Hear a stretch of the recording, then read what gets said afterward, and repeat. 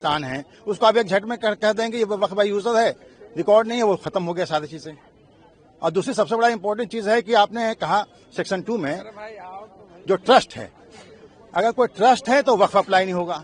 भाई हमारे यहाँ जितनी यूनिवर्सिटी हैं, कॉलेजेस हैं, सब में मस्जिदें हैं, मदरसा हैं और उसके अंदर कब्रिस्तानें हैं, वक्फ किया हुआ है, उसमें बहुत सारी चीजें। आप एक झटके में कैसे कह दें कि वक्फ खत्म हो जाएगा?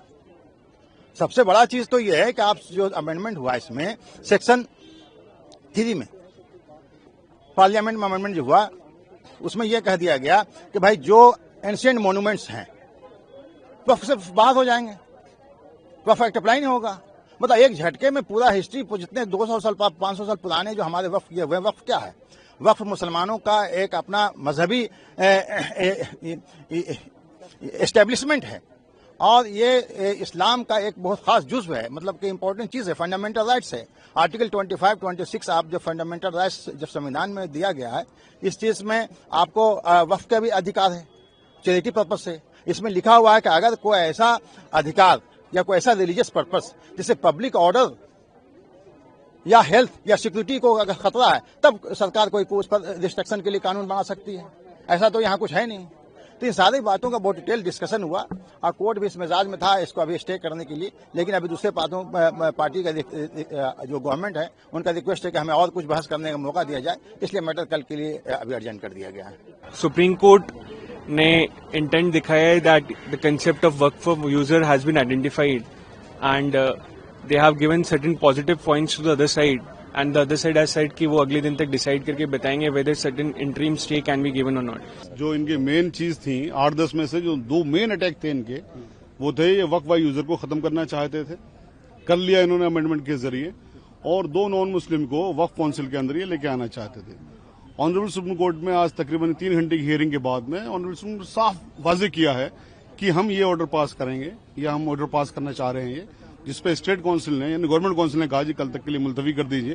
तो वो जो वहां पर बताया गया था वो ये बताया गया था ऑनरेबल सुप्रीम कोर्ट की तरफ से कि हम वक्फ बाय यूजर को रिटेन करेंगे इंटरिम, जब तक इसकी पूरी सुनवाई ना हो जाए, यानी इंटरिम ऑर्डर इस तरह का करने जा रहे हैं। दूसरी चीज क्या थी इसमें कि जो नॉन मुस्लिम को आपने इंक्लूड किया उसको भी हम स्टे करेंगे। अभी ये इंटरिम ऑर्डर के ऊपर बात चल रही है, फुल्ली इनको एग्जामिन किया जाएगा सारी चीजों को। अब ऑनरेबल सुप्रीम कोर्ट इसको खुद एग्जामिन करेगी या किसी दूसरे हाई कोर्ट को रेलीगेट करेगी, ये ऑनरेबल सुप्रीम कोर्ट ने कल डिसाइड करके बताना है।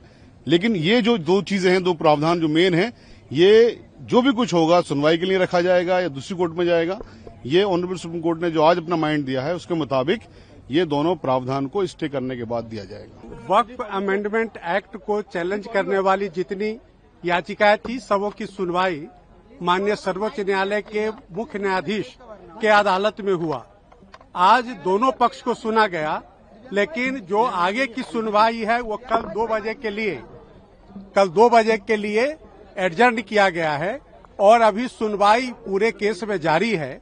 जो मुस्लिम पक्ष के जो वकीलों का कहना था कि सेक्शन 3 में, सेक्शन 9 में, सेक्शन 14 में, सेक्शन 36 में और सेक्शन 83 में जो अमेंडमेंट्स हुए हैं वो अमेंडमेंट्स उनके फंडामेंटल राइट का हनन करता है। ये मुस्लिम पक्ष का दलील था कानून के हिसाब से। दूसरा उनका कहना है कि जो उनका फंडामेंटल राइट है आर्टिकल 25, 26 में, यह जो संशोधित कानून है ये उसका हनन करता है। लेकिन भारत सरकार के तरफ से सॉलिसिटर जनरल और हम लोग जो समर्थक इस संशोधन के हैं, हम लोग के तरफ से जो सीनियर एडवोकेट्स और हम लोगों ने भी अपनी बात रखी कि जो अमेंडमेंट है वो बिल्कुल संविधान सम्मत है और उसमें के अमेंडमेंट को जब आप देखेंगे, चाहे वो सेक्शन 3 का अमेंडमेंट हो, सेक्शन 9 का अमेंडमेंट हो, सेक्शन 14 का अमेंडमेंट हो, सेक्शन 36 का अमेंडमेंट हो, 83 में, तो कोई भी फंडामेंटल राइट का हनन नहीं हो रहा है। माननीय बेंच भी अपने ऑब्जर्वेशन में कहा कि यहाँ जो बहुत सारे अमेंडमेंट्स हैं वह ऐसा प्रतीत होता है कि संविधान के अनुसार है, लेकिन उनका जो यूजर का जो डेफिनेशन है उस पर कोर्ट कुछ क्लैरिफिकेशन चाह रही थी। साथ ही साथ कोर्ट का कहना था कि जो काउंसिल के कॉन्स्टिट्यूशन में जो मेंबर्स हैं उसमें हिंदू मेंबर्स को लेकर के कोर्ट क्लैरिफिकेशन चाह रही है।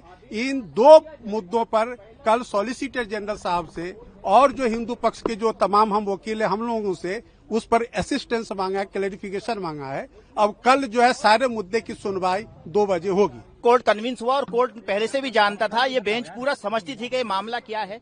बेंच ने 4 पॉइंट को है रेज किया उसमें। बेंच ने पहले कहा कि नोटिस तो हम इस पे इशू करेंगे, जो सॉलिसिटर जनरल है उसको कहा कि हम आपको नोटिस इशू करते हैं, ठीक है, नोटिस इशू करेंगे हम, लेकिन हम इसके ऊपर ये कोई पार्लियामेंट एक्ट बनाती है तो उसके ऊपर स्टे नहीं लगाते हैं। लेकिन ये एक्सेप्शनल केस है, ये केस एक एक्सेप्शनल केस है जिसके लिए हम इस पे इंटरिम स्टे देंगे, हम इस पे इंटरिम रिलीफ देंगे। इंटरिम रिलीफ जो है कोर्ट ने ये कहा कि हम अभी डिक्टेट करा रहे हैं इंटरिम ऑर्डर, उसमें उन्होंने हमें क्या क्या रिलीफ दिया। पहला रिलीफ दिया कि एक्स ऑफिशियो को छोड़ करके बाकी जो भी मेंबर होंगे वो सब मुस्लिम होंगे, ये हम लगाते हैं। दूसरी चीज, जो कलेक्टर अगर जाकर के सर्वे करता है तो वो कलेक्टर जाके सर्वे करने से पहले कोई उसका नेचर नहीं चेंज कर सकता और करने से पहले हमारे यहाँ एप्लीकेशन लगाएगा इस कोर्ट में आके।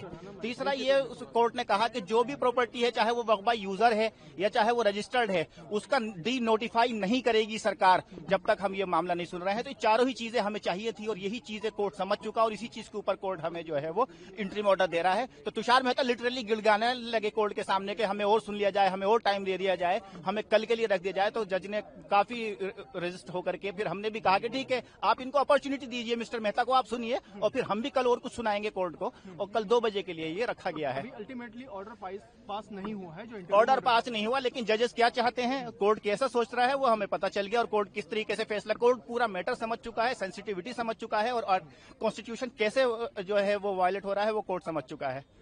अच्छा, नोटिस इशू किया गया है, कुछ इस तरीके की बात सामने आई है या कुछ एफिडेविट वगैरह फाइल करने को कहा गया है? नहीं, अभी क्या है, कल डिसाइड कोर्ट ने कहा कि अब मिस्टर मेहता हम आप नोटिस इशू करेंगे और आप जो है जवाब दे दीजिएगा। तो मेहता ने खुद कहा कि सर आप मुझे इशू कर दीजिए, हम 15 दिन में इसको सुन के 15 दिन के अंदर हम एफिडेविट ले आएंगे और डे टू डे आप इसको सुन लीजिए, आप स्टे मत लगाइए। जज ने कहा कि नहीं, स्टे लगाना जरूरी है, इंटरिम रिलीफ देना जरूरी है, because it's an exceptional case जी। तो कल हो जाएगा इंशाल्लाह। बाकी पिटीशन जो है मुजीबुर रहमान साहब, उसको कब सुनने की बात कही है कोर्ट ने? वो तो इसके साथ कनेक्ट हो जाएंगी। जज साहब ने ये कहा है कि जिसकी पिटीशन आज 11 बजे तक आ गई थी उसको आज सुना गया है। कुछ लोगों ने मेंशन की अपनी पिटीशन, उनको जज साहब ने नहीं सुना है, कोर्ट ने नहीं सुना उसको। वो नेक्स्ट जो है जब वो लिस्टिंग होगी, स्क्रूटनी पार करके जब आएगी तब उसको देखा जाएगा। मैं सबसे पहले धन्यवाद करता हूं अपनी माननीय सर्वोच्च न्यायालय को, जहां का मैं 27 वर्षों से लाइफ टाइम मेंबर हूं। यहां उन्होंने बिल्कुल निर्भीकता, निष्पक्षता, निडरता के साथ बहुत जल्दी सुनवाई लगाई, जैसा जनरली नहीं सुनवाई हो पाती, लेकिन क्योंकि धार्मिक भावनाएं हैं, सवाल हैं लोगों के। वैसे तो ये वक्फ का अमेंडमेंट एक्ट बिल लोकसभा द्वारा पास हो चुका, उसके बाद राज्यसभा द्वारा पास हो चुका। आदरणीय जगदम्बिका पाल ने इसमें बहुत बड़ी कमेटी बना के उसका पूरी चर्चा की, सबके सुझाव लिए।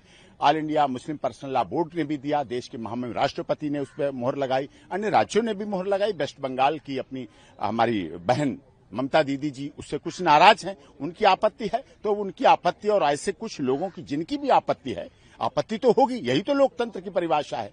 कोई कहेगा इसमें कुछ गलत है, कोई कहेगा सही, लेकिन ज्यादातर लोगों ने लोकसभा, राज्यसभा और देश के महामहिम राष्ट्रपति जी ने उसको बहुमत से पास किया है। तो निश्चित तौर पर कुछ जो शिकायतें थी उनको दूर कर रही माननीय सर्वोच्च न्यायालय, सुनवाई कर रही है और जो भी परिणाम आएंगे वो अच्छे होंगे, जो भी फैसले आएंगे वो अच्छे होंगे। हमारी सर्वधर्म समभाव, सर्वजन हिताय, सर्वजन सुखाय की भावना और ये अपनानी चाहिए। देश में शांति रहना चाहिए, अमन चैन रहना चाहिए। इस तरह की जैसी ममता दीदी ने भाषा का प्रयोग किया। मुस्लिम पक्ष ने कुछ बिंदु उठाए। पहला था वक्फ बाय यूजर, जिसको लेकर के उन्होंने आपत्ति करी। दूसरा ये था कि भाई जो वक्फ बोर्ड के जो नए बोर्ड और ट्रिब्यूनल्स अमेंडमेंट के बाद जो गठित हुए हैं, उसके अंदर जो 2 नॉन मुस्लिम्स को जोड़ा गया है, उसको लेकर के उन लोग को आपत्ति थी। तो यहाँ पे हमारा हिंदुओं पक्ष का ये कहना है न्यायालय के समक्ष कि देखिए 1995 के वक्फ बोर्ड में ये था कि वक्फ बोर्ड ओपनली ये कहता है कि अगर कोई भी गैर मुस्लिम वक्फ बोर्ड को संपत्ति डोनेट कर सकता है, वो किसी भी गैर मुस्लिम से संपत्ति लेने के लिए तैयार है। पर अगर कोई भी गैर मुस्लिम वक्फ बोर्ड या ट्रिब्यूनल का हिस्सा बनता है, वो उनको आपत्ति है। तो इस चीज को लेकर के उन्होंने मुद्दा उठाया, जो हमारे अधिवक्ताओं ने, हमने उस चीज का पुरजोर विरोध किया। उन्होंने पूरी कोशिश करी कि आज स्टे लगे, तो उसमें भी वो नाकाम रहे। दूसरा, माननीय दिल्ली हाईकोर्ट के समक्ष भी बहुत सारी ऐसी याचिकाएं पेंडिंग है जहां पे पहले पिछले वक्फ बोर्ड को चैलेंज किया गया है। और दूसरा जो सबसे बड़ा बात यह है कि जब कमेंट्स में जजेस ने कमेंट में ये भी कहा कि एक समय में दिल्ली हाई कोर्ट की प्रॉपर्टी को भी वक्फ बोर्ड कह करके क्लेम किया जा रहा था। तो उस चीज को लेकर के हमने आपत्ति उठाई है और हमें पूरी उम्मीद है कि जो अमेंडमेंट्स हैं वो सरवाइव करेंगी और स्टे नहीं लगेगा। हमारा ऐसा कहना है कि वक्फ एक्ट 1995 के बहुत सारे ऐसे प्रोविजंस हैं जो ड्रैकोनियन हैं, जिसको पूर्णतः खत्म होना चाहिए। और एक दो तरह की सिचुएशन है। सबसे पहली सिचुएशन ये है कि जो आज एक बैच ऑफ पिटिशंस लगाई गई हैं जिसमें वक्फ एक्ट को चुनौती दी गई है, अमेंडमेंट एक्ट को, तो अगर एक ऐसी सिचुएशन बनती, क्योंकि उसमें उन्होंने स्टे की भी बात कही है, तो अगर स्टे की बात कही है तो जो पहले के प्रोविजंस हैं वो लागू हो जाएंगे। तो हमने कहा है कि वो प्रोविजंस को भी स्टे करना चाहिए, क्योंकि वो सारे प्रोविजंस भी ड्रैकोनियन है। Point number 1। पॉइंट नंबर 2, वक्फ एक्ट 1995 में ड्रैकोनियन प्रोविजंस अभी भी हैं जो अमेंडमेंट एक्सरसाइज से रह गए, उसको भी हमने चुनौती दी है। फॉर एग्जाम्पल, जो पर्सन एग्रीव्ड शब्द यूज है, जिसमें नॉन मुस्लिम्स भी आते हैं और उनको ये ऑब्लिगेशन है कि उसको वक्फ ट्राइब्यूनल में चैलेंज करें, उनकी जमीन अगर चली गई है, उसको हमने चैलेंज किया है। वक्फ ट्राइब्यूनल पूर्णतः गलत है, सारे मामले सिविल कोर्ट जाने चाहिए, ये मांग हमने की है। सेक्शन 89 में अगर वक्फ के खिलाफ केस फाइल करना है तो नोटिस देने का प्रावधान है, उसको हमने चैलेंज किया है। शामला दा, जो एक गांव समाज की जमीन होती है, वो पूरी की पूरी जमीन वक्फ को घोषित कर दी गई है वक्फ की डेफिनेशन में, उसको हमने चैलेंज किया है। इसके साथ साथ और भी ऐसे प्रावधान है, सेक्शन 28 है, 29 है, सेक्शन 41 है, सेक्शन 36 है, जिन सब में डबल रजिस्ट्रेशन का प्रोविजन है। इन सबको भी हमने चुनौती दी है और हमारी ऐसी मांग है कि वक्फ एक्ट 1995 के जो ड्रैकोनियन प्रोविजन है उन सबको स्टे किया जाए और जो अभी ड्रैकोनियन प्रोविजन रहेंगे उनको भी स्टे किया जाए। तो सर, जो नया एक्ट जो अमेंडमेंट सरकार ने किया है उससे स्थिति में कितना बदलाव? नहीं, देखिए, जो नया अमेंडमेंट एक्ट आया है वो काफी अच्छा है, काफी हमने कदम आगे बढ़ाया है।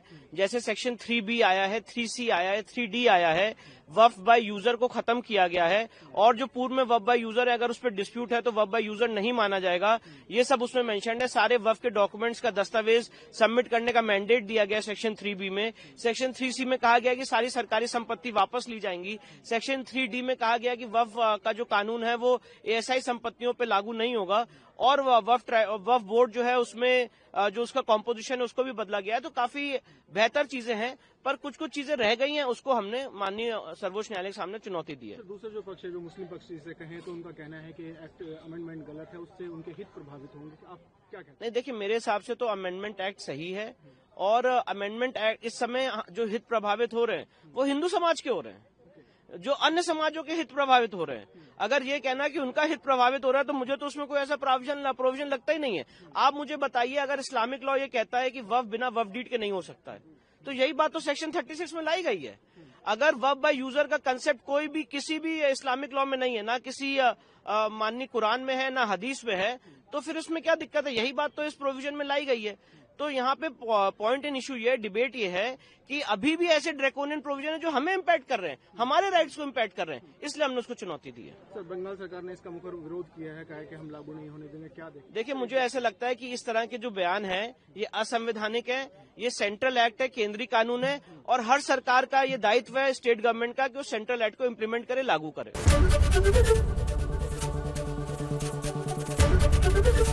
ABP गंगा, खबर आपकी, जुबान आपकी।